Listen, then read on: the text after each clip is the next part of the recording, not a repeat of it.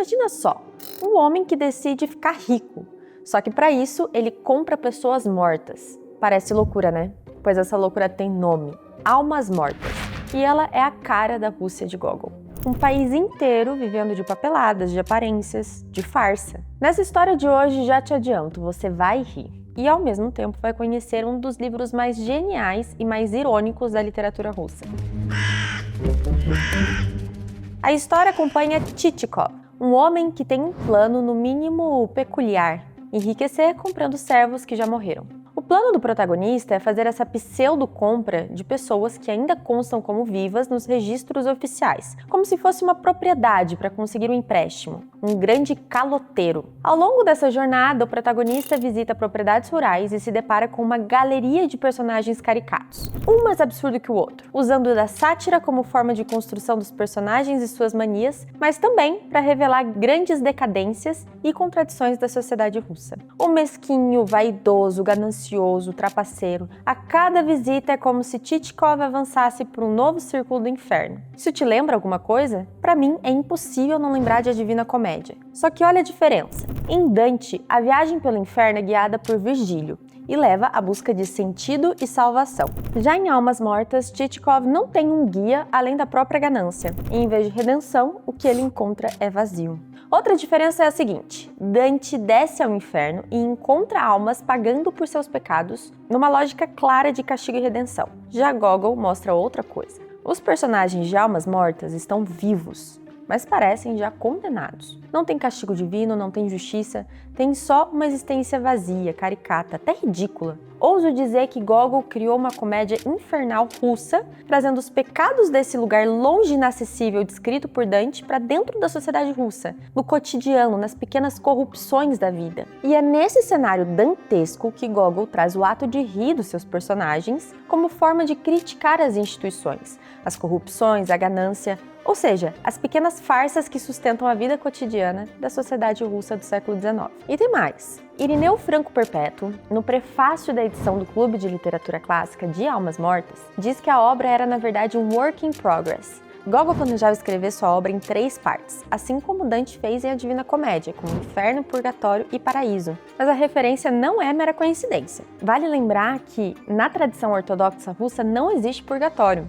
Mas era importante criar a obra em 3 níveis. Na primeira, os personagens são entregues aos vícios e às paixões. Na segunda, seriam pessoas já buscando a purificação. E na terceira, pessoas que já alcançaram esse estágio de salvação. Para Gogol, essa busca por purificação era um ato tão ambicioso quanto a própria salvação da alma de uma nação. No prefácio da segunda edição, encontrei um trecho em que o próprio Gogol diz, abre aspas, não posso entregar os últimos volumes de minha obra enquanto não conhecer de alguma forma a vida russa em todos os seus lados. Ou seja, ele queria percorrer todas as camadas daquela sociedade e, quem sabe, um dia encontrar alguma forma de salvação. Como que você enxerga isso? Deixa aqui nos comentários que eu quero saber. Mas enfim, esse projeto ficou inacabado, assim como todas as almas que ele retratou. A mensagem que eu quero passar para você aqui nesse vídeo é a seguinte: esse personagem do Gogol, que vive movido pela ganância, que choca o leitor com suas características desprezíveis, ele é a própria sociedade, feita da mesma matéria que o próprio Gogol e também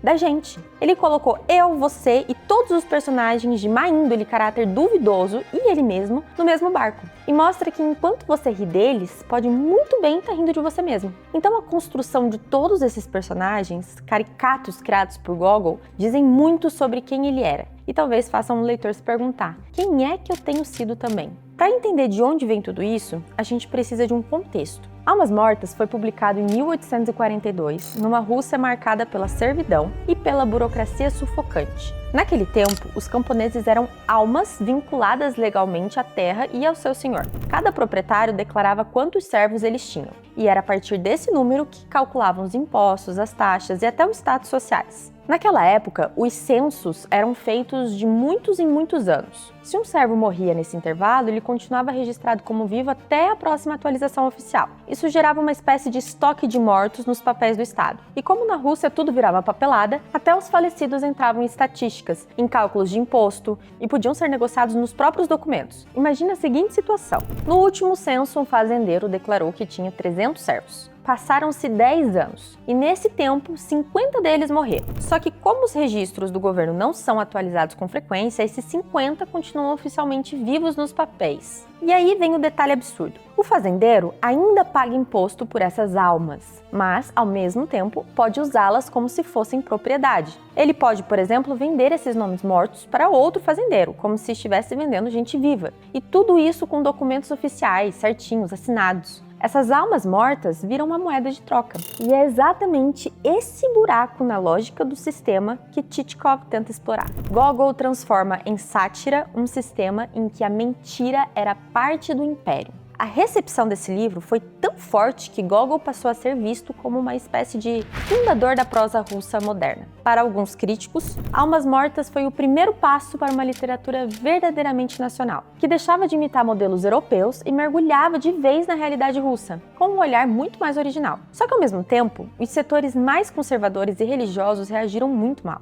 A obra era vista quase como corrosiva, destrutiva, porque parecia zombar de tudo, das pessoas, do Estado, da sociedade, absolutamente tudo. E essa tensão com a crítica e com a expectativa da sociedade vai acompanhar o Gogol até o fim da vida. Esse foi o preço que ele pagou por criar uma epopeia moral para a Rússia, e o peso de ter sido acusado de debochar da própria pátria. De qualquer forma, Almas Mortas marcou a literatura russa como uma ruptura. Foi um livro que mostrou que a comédia e a sátira podiam ser tão poderosas quanto a tragédia. O Gogol mostrou para toda a Rússia daquele tempo que rir também é um ato político. E pode ser até hoje. Eu tenho certeza que você deu boas risadas com alguma decisão absurda do governo, alguma falha do sistema, algum comportamento ridículo vindo de alguém do poder. É coisa de brasileiro, né? O tal do rir pra não chorar.